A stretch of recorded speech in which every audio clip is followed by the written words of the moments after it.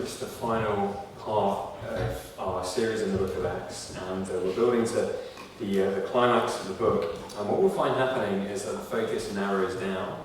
By the way, if you have never looked at Acts before, if you're not familiar with it, don't worry, today will make sense on its own. But let me just kind of let you know kind of where we're up to. The spotlight fixes here on the Apostle Paul. He's been central in the book, but specifically Paul now as he returns to Jerusalem. And then what we'll find is his imprisonment, then we'll find a series of criminal trials, all of which will see the book finish with him ending in a final trial in Rome. That's where Acts ends up. And you may remember that we left Paul before Christmas on his way to Jerusalem.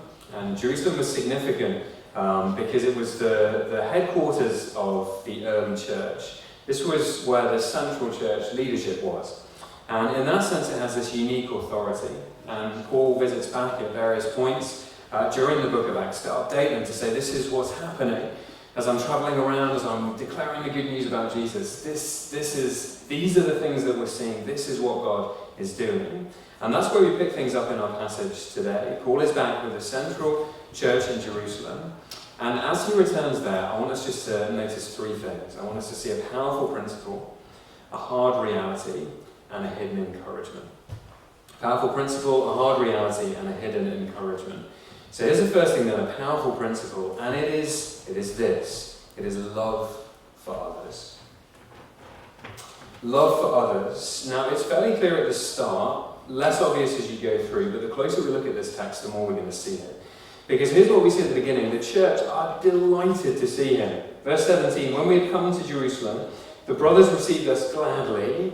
They are happy to see him.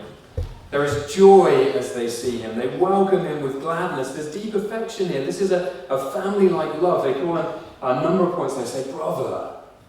They say, welcome back. This is your family. We belong together. And they also rejoice when they hear all that God has been doing. When they hear him recount everything that God has been working in doing. Look at verse 19. After greeting them, he related one by one the things that God had done among the Gentiles through his ministry. And when they heard it, they glorified God. This is a great meeting. And actually, it's the kind of joy that you see here that's always experienced as Christians join together. I don't mean without fail. Because I imagine at some point there's perhaps some of you saying, I can think of some meetings with Christians I've had that haven't been quite so joyful. But there is a principle here, and it's a beautiful one, that there is fellowship in the gospel together.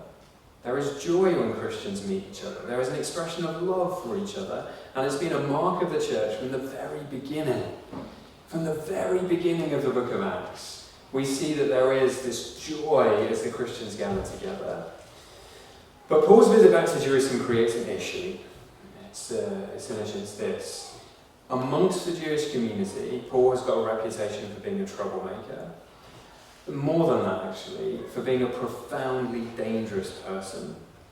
Someone who despises and teaches against Jewish customs and traditions. Look again in verse 20.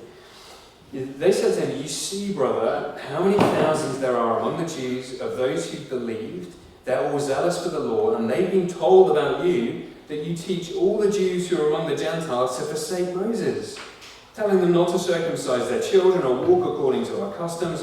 What then is to be done? They will certainly hear that you have come. So the church say, Paul, you've got a reputation, and we cannot just ignore this. Word is going to quickly spread. You've got a profile, you've got a reputation. They know that there is a potential here for an explosion. And they've got to do something. And so they propose a plan. And you find it in verse 23 to verse 26. I'm going to try and summarize it. In the church, there are a group of 4 Jewish Christians, 4 followers of Jesus who've taken a vow. It's probably something called a Nazirite vow, which was a ritual of purification. And they say to Paul, here's a suggestion, why don't you join them in doing the same thing? The idea being that it will communicate respect. It will be a sign that all the rumours around Paul and his trashing of customs and traditions is simply not true. It will be a way, they think, perhaps of diffusing some of the tension, and more, they say to Paul, you can pay for it. You can pick up the expenses as well. You can cover all of the costs for them during this time as they take these vows. That's the plan. Now, this is the thing that's really important. Look at the response of Paul in verse 26. Here's what happens. Then Paul took the men, and the next day he purified himself along with them and went into the temple, giving notice when the days of purification would be fulfilled, and the offering presented for each one of them. Now you may say, did you just read the right verse? What is particularly significant about this? And certainly, how is this about love? There's a lot going on, but stick with it. One of the lines that we trace through the book of Acts is how the gospel is received by both people from Jewish backgrounds and Gentile backgrounds. So Christianity emerges from all God's promises through the Old Testament. It emerges from a Jewish background, but now it's spreading like wildfire among non-Jewish people, Gentiles. And so you have this question that runs through the book of Acts: how will those things fit together? How do Jewish followers of Jesus relate to Gentile followers of Jesus? And more specifically, should the Gentile believers become like the Jewish believers? Or the other way around? Do they have to take on Jewish cultural markers or observances? Do you have to become like a Jewish person to be a follower of Jesus? Do you have to keep following those customs and traditions? Now, by this point in the book of Acts, the church has answered that question. In Acts chapter 15, there is a church council, and it's decided. And through faith in Jesus, God welcomes Jewish people and Gentile people. God welcomes everyone into his family in Jesus. And here is the important part: there were no other demands. Faith in Jesus is what is required for everyone. Nothing else is required. So Gentiles who follow Jesus don't need to start acting like Jewish people. And Jewish people who follow Jesus don't need to start acting like Gentiles. There is freedom around traditions and observances. What matters is faith in Jesus. Now, do you begin to see why Paul's actions here show such a deep love for other people? Because they say to Paul, here's the plan: for the sake of all of those Jewish followers of Jesus, take this Jewish vow, adopt this cultural practice. And Paul doesn't ignore them. Paul doesn't turn around and say, no way, I don't have to do any of this. As a follower of Jesus, I am totally free. And nor does he turn around and say, listen, look, the results of the gospel that I've been preaching, they speak for themselves. The gospel is spreading. Look at all this fruit. I don't need advice from you. I don't need to adopt your plan. I don't need to accept what you said. I'm just going to carry on. Instead, out of love, Paul's actions say, I'll do whatever is helpful for other people. I will do whatever is going to serve the most people most helpfully, which includes curtailing his freedom. He didn't have to take this vow. He wasn't bound by any of it. But Paul's love goes beyond his personal freedom. Actually, if you go on to read the book of Romans, which Paul authors, the whole of Romans 14 is about this. Love for others is so crucial that it goes beyond the things that we're personally free to do. This is a beautiful expression of love for fellow Christians. And I think more than that, actually. It shows a deep love for people who don't know Jesus too. Paul's single heart has always been that as many people as possible may hear about the Lord Jesus. His drive in his whole ministry has been that more people would come to know Jesus. And he knows that a church that fails to love each other will always impact and damage other people. It always has done, and it always will do. If they see in Jerusalem a group of people in the church fighting, if they see bitterness, if they see division, he knows that will damage the gospel. Paul is living out the truth here of what Jesus taught. You see, love for one another is not just a nice extra in the church if you can get it. It isn't just a cherry on top. No, this is the way it has to be. It is the command of Jesus. See, there was a crucial moment in one of the Gospels. In one of the most significant sections of the teaching of Jesus in John's Gospel, Jesus says this about love. These are amazing words. In John chapter 15 and verse 9, he says this: "As the Father has loved me, so have I loved you. Abide in my love." Let me read that again. "As the Father has loved me, so have I loved you. Abide in my love." It's incredible. Jesus paints the heart of Christianity here. And he says it's this: an experience of divine love. Of knowing God's love flow to us through Jesus. Of being enfolded and enveloped into the heart of divine love. Taken into the orbit of God's love through Jesus. That is Christianity. It is knowing, it is experienced, it is living in the love of God. So, by the way, if you're not a Christian, did you know that? That is Christianity. It is living, experiencing, knowing the love of God in Jesus. Abiding in that love. But the experience, says Jesus, doesn't finish there. Because Jesus goes on to say something else. Look at what he says now in verse 12. He goes on to say, "This is my commandment, that you love one another as I have loved you."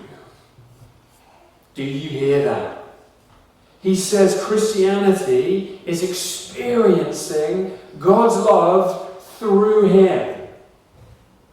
And then he says, as you experience that love, it doesn't finish with you. It flows out towards other people. It spreads out. Just as he shares his love with us, so we then share his love with one another. Now do you see why this love is so important? Why it has to work this way? Why this is the direction of every follower of Jesus? Because love is the heart of what we believe.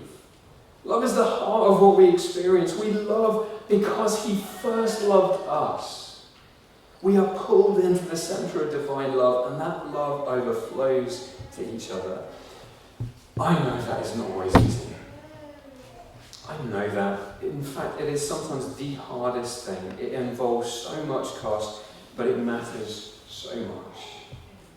If we want other people to hear about Jesus, if we really want the gospel to go forward, we will do everything we can to show the depth, the power, the beauty of this love to a world that is desperate for it. That's what Jesus tells us. That's what Paul shows us with his actions. That section of teaching in John's Gospel finishes with what's called sometimes the high priestly prayer. It is Jesus praying for all that will come to believe. And here is what Jesus prays for you and me, if we're part of the church. He prays this, John 17, verse 22. "The glory you've given to me, I've given to them, that they may be one, even as we are one. I in them, and you in me, that they may become perfectly one, that the world may know that you sent me and loved them, even as you loved me." Did you know the simple acts of love that we show to one another as the church is the way that others will see God's love and may come to know the truth of Jesus for themselves? See, it's the power of this love, powerful principle. Here's the second thing, a hard reality. Here's the hard reality. Even though you try hard not to seek it out, to be culturally sensitive, to be wise, to be gracious, to be measured, opposition still comes. Paul faces what's described as being a violent mob, verse 27. They physically assault him. They tell lies. They misrepresent him. You see that in verse 28. They cry out, "Men of Israel, help. This is the man," they say. "He's teaching everyone, everywhere against the people and the law and this place. Moreover, he even brought Greeks into the temple, and he's defiled this holy place." They're in the temple. Well, never did that. He never did any of those things. And yet here's what the crowd are crying out. He'd been careful to respect Jewish customs and traditions at every point, and it builds up to this point of hysteria. The crowd getting more and more hysterical. Verse 30, we read the whole city is in uproar. Paul is dragged out of the temple. Verse 31 says they are on the point of killing him. This is ferocious. This is violent opposition. But you know what? If you've been reading Acts, it's also not surprising. It's also not, you almost get to this point of Acts and like, another riot. Yeah. Another one of these. It keeps happening over and over again. And now within days of Paul arriving in Jerusalem, even though he's been so careful to be so respectful, they've done everything that they possibly can, it's happening all over again. Why? Why are they so offended? Why are they so angered? Why so stirred up and agitated? Why is there such a strong reaction? Well, you can answer that in so many different ways. We have done over the series so far. And one of the things that we've kept saying is that the gospel stirs things up. The gospel disrupts things. The news of Jesus leaves nothing the same. Remember a previous riot? The one back in Thessalonica? Maybe you don't. Here's the accusation leveled at Paul in Acts 17 and verse 6. The crowd is screaming. There's an uproar. All the same words. There is violence.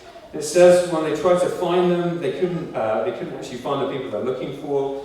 And yet they cry out. Acts 17 and verse 6. These men who've turned the world upside down have come here also.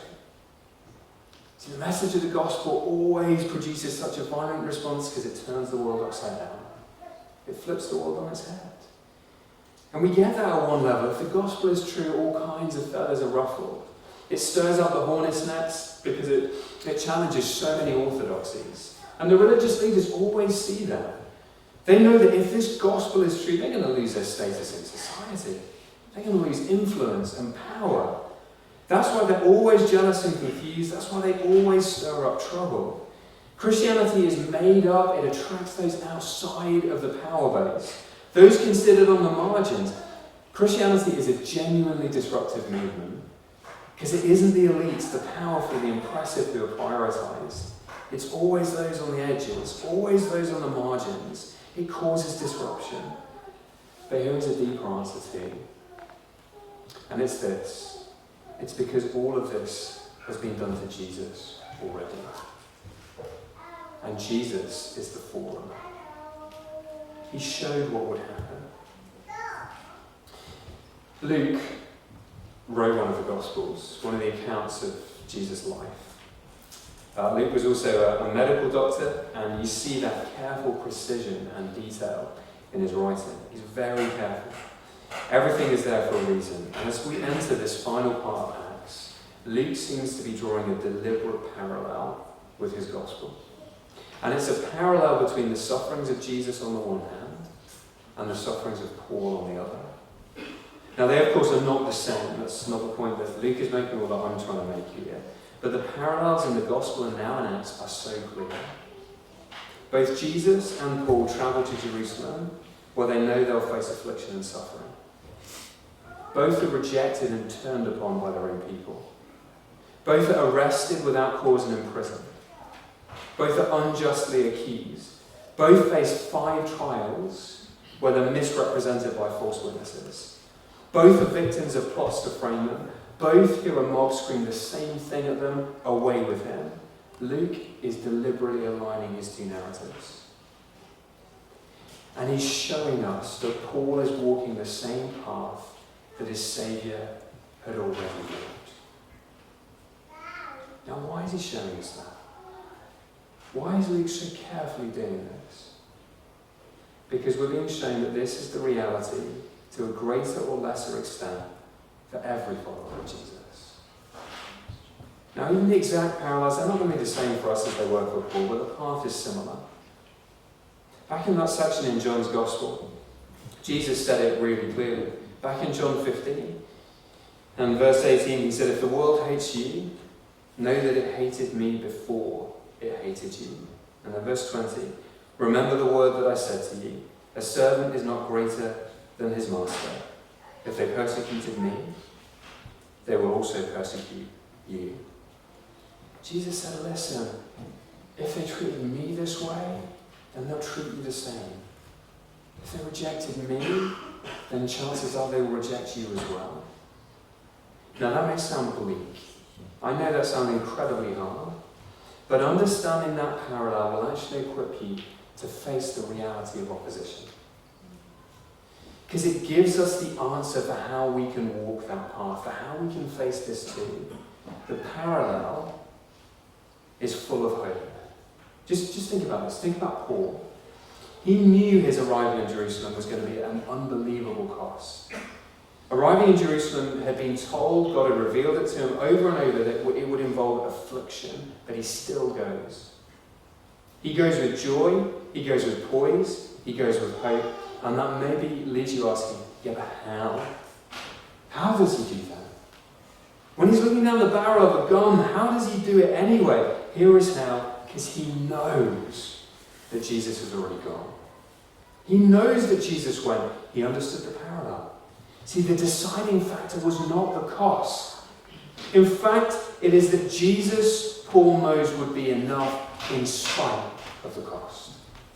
In spite of what this would cost. That's how Paul can set himself towards his future. Even though he knows this may very well be his death sentence, he can do it because he knows Jesus already set his face to Jerusalem.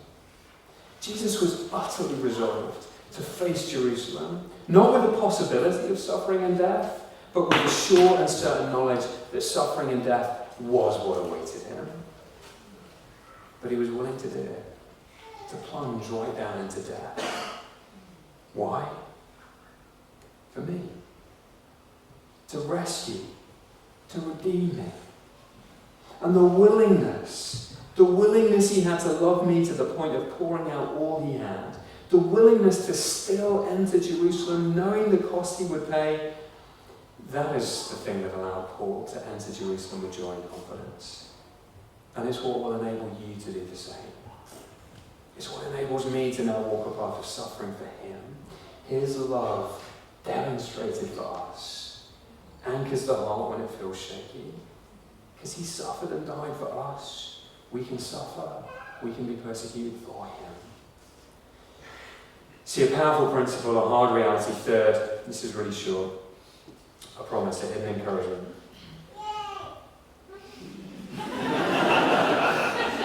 So you know what, that reminded me. I was sitting down with my family the other Sunday night, and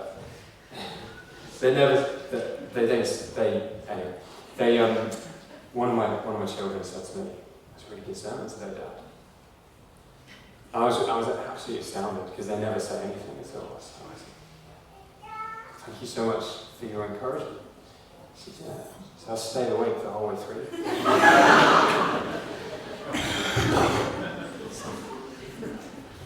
So it was like a slap in the face and a pat on the back all at the same time. This one is short. A hidden encouragement. More of this over the coming weeks. I'm going to introduce it. What happens to Paul? It actually saves his life. Is that the Roman authorities get involved? To see from verse 31, I won't actually read all the verses, but from verse 31, basically what happens is the Roman authorities take over. And Paul is taken into custody, because at this time Jerusalem is under Roman rule. It was part of Roman territory and it was ruled by prefects. That's why the Roman troops are there, and the army commander or the tribune steps in to stop the riot, basically to try and bring order back to the streets. And at the end of all of it, Paul is arrested. He's bound in chains, and he's taken back to the barracks where he's imprisoned. Now, at this point, I think it would be fair to say, how is that an encouragement? It seems a stretch to call it that. You said it was hidden. It must be fairly well hidden for that to be an encouragement. I think that's a fair point. But here is how. Here is how. Paul's heart is to take the gospel to the ends of the earth. That's the desire. That explains the whole book of Acts. It is the message of the gospel spreading from Jerusalem to Judea, which is the surrounding areas, to the ends of the earth. And so for Paul, it was only natural that that would mean taking the gospel to the center of the ruling empire at the time, which was Rome. that will continue to see Jesus fulfilling his promise to take the gospel to the ends of the earth. To see the gospel spread further and further. The gospel arriving in Rome was a crucial piece of that movement. And what you see in these verses is the start of that. This is the beginning of a process that will see Paul finally end up in Rome. It's where the book of Acts will finish. But, and this is why it's hidden, this is why you have to look hard for it, Paul doesn't know that. He doesn't know it yet. He doesn't know how all of this will play out. Even more, right now, it looks like everything is spinning out of control again. There is another crowd baying for his blood again. He's just been arrested. He's bound in Roman custody. There must have been an immense temptation to say, what has gone wrong? What a disaster, days after arriving in Jerusalem, especially when you remember the story so far. Paul has witnessed amazing things. This comes off the back of 3 incredible journeys. Paul taking out the message of Jesus, seeing countless people saved, seeing churches established, performing signs and wonders and miracles, the freedom to travel where he wants, and now we see him arrested, assaulted, bound, in chains, but all of this is leading to the spread of the gospel. Do you see that? Do you see it? From this most surprising of places, the gospel will keep moving outward. This imprisonment will see wonderful opportunities for new audiences to hear the good news of Jesus. Look, here is the truth for us to remember. Seeds of future hope are often planted in the midst of present chaos.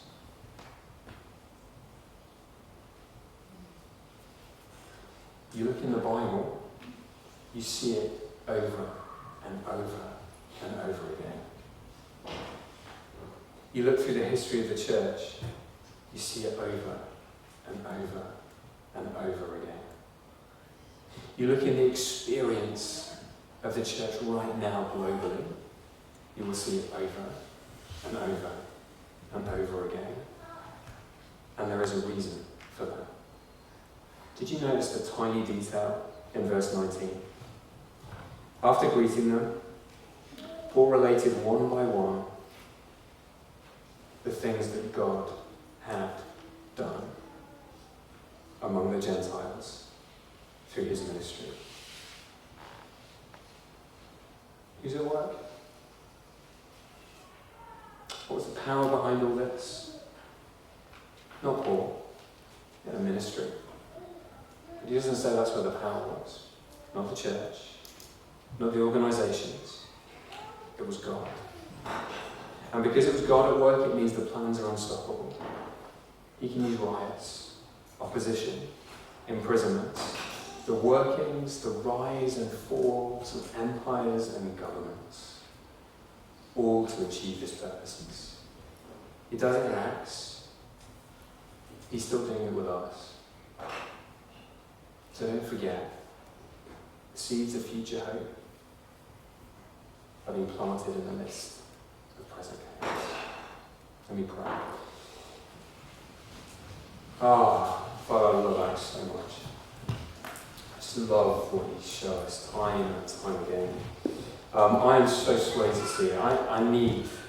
My heart needs repeated exposure to your word every moment, to believe that which I know in the depths of my mind to be true, but in my lived experience so often struggle to believe. I pray that you would help us this afternoon.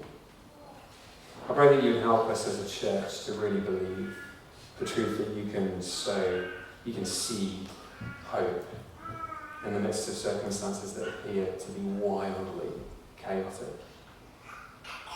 There are so many circumstances that we see in our lives, in the orbit of people around us, in our world, and we think, how? We just think, how? And yet remind us that you are the one sovereignly working. Jesus, thank you that you are enthroned And I pray that would be a deep comfort, a profound comfort for our individual circumstances this afternoon, whatever we're facing, for us as a church, and as we look out at the world. Please help us to believe this afternoon. For this experience of divine love, I pray that by your Spirit you would help take us deeper as a church into what it means to abide in your love, Jesus. And then empowered by your Spirit to love one another with that same love. I pray that we would be marked more and more as a church by love for one another. And I pray that people would look on and just see that love. Stuff that's so simple. Stuff that we can often think really counts for very little but matters for so much. Lord, I pray where relationships of love are difficult within our church family, I pray that your Spirit would be at work. That we know we don't need to well up, muster up love in our own strength for one another, but instead we collapse into the love that's already ours in Christ. And I pray your Spirit would work that love amongst us. And for those this afternoon who don't know yet the molten core of Christianity, which is your divine love experienced in Jesus, I pray that today would be the day that you would enable them to call out, like so many have done in Acts, in repentance and faith, and come to know the love that you share with us in and through your Son Jesus. We thank you in his wonderful and his mighty name. Amen.